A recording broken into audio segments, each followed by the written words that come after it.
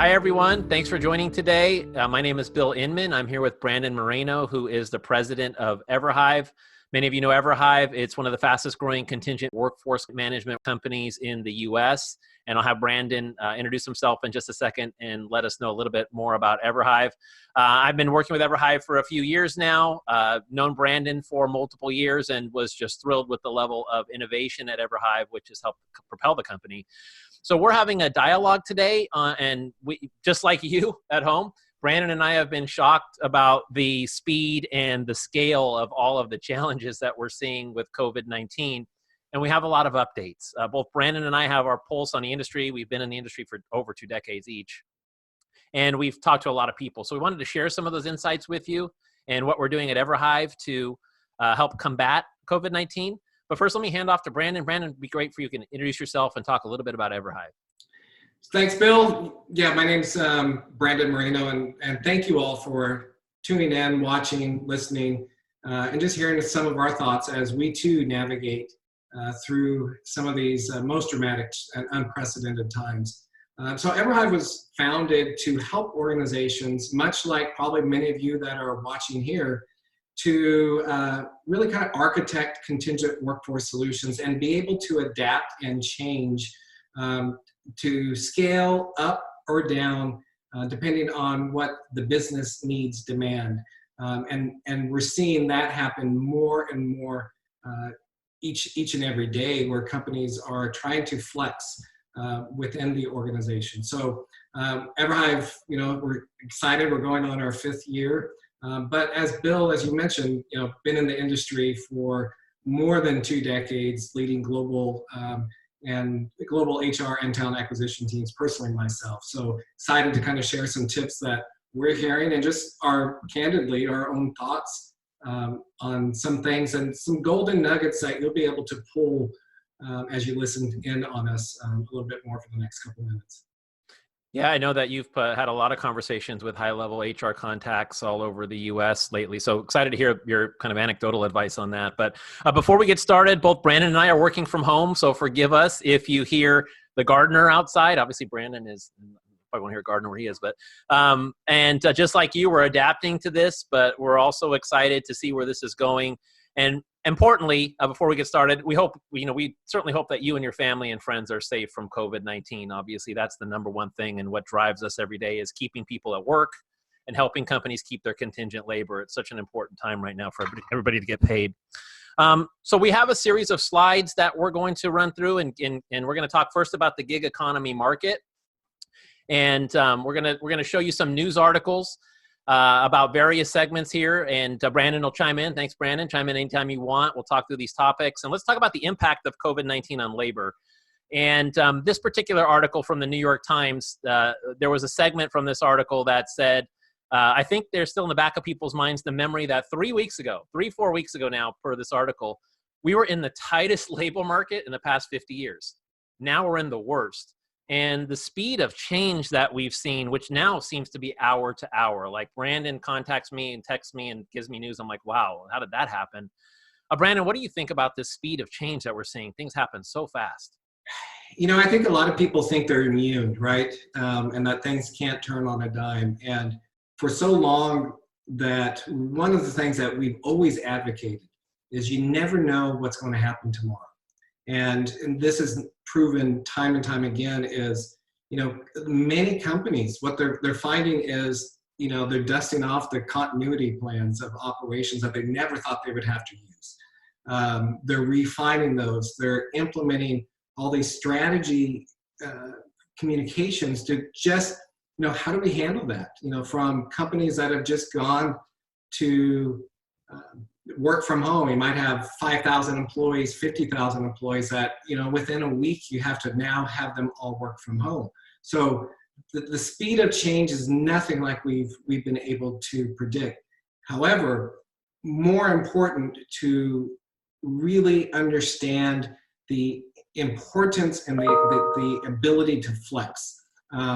This is so key. What we're finding is those companies that were ready to flex and adapt, they are being successful. And we'll talk about that a little bit more. But it's, if anything, what I think there's been an awareness just talking about the gig workers. People now know what these folks are, right?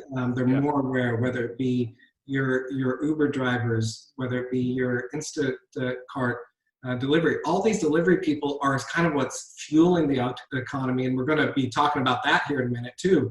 But it's really important that, without a doubt, things are going to change from the gig market. So when we come out of this, and we will come out of it, organizations really have to start looking, okay, as they breathe a sigh of release, but now's not the time to pause and try to get things back to normal. It's going to be the opportunity to really start changing how processes are done. You're so right about that. One thing that I'm thankful for, and Brandon, you started this culture at EverHive, is the ability to think different and be agile. I think that's part of what we're seeing, why clients have liked EverHive with its hybrid MSP and transparent EOR, as opposed to traditional managed services programs and vendor management systems. It's just different out there. So I have to knock on wood. Not only did we find the right industries, but I think there's a habit here of change that's allowed us to move real quick and actually put our heads together recently to come up with some good ideas, which we're going to talk about at the end. So expect change, everybody. It is just starting.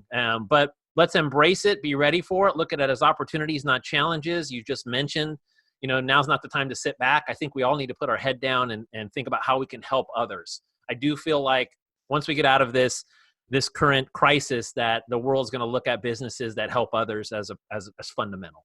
So now this is a scary... This stat's ridiculous.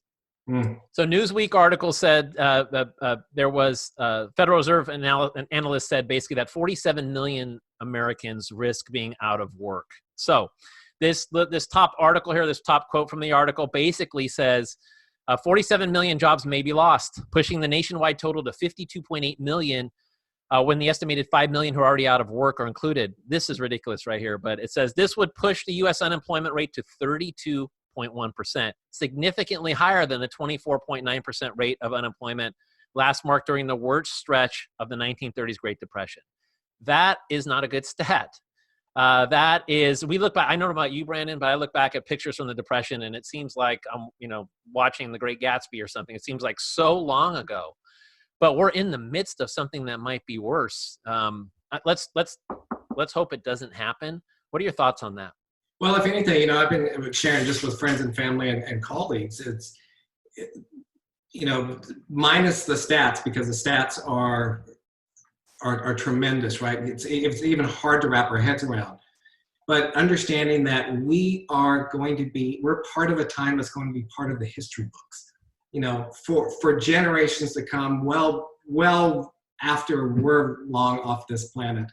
And so really it's when you kind of start looking at it from that perspective and having the insight. You think about the Great Depression and folks in the 30s. My grandparents were teenagers in the Great Depressions, and they didn't have the insight, the knowledge. They didn't have any of the technology that we had to be able to say, how do we get out of this, right?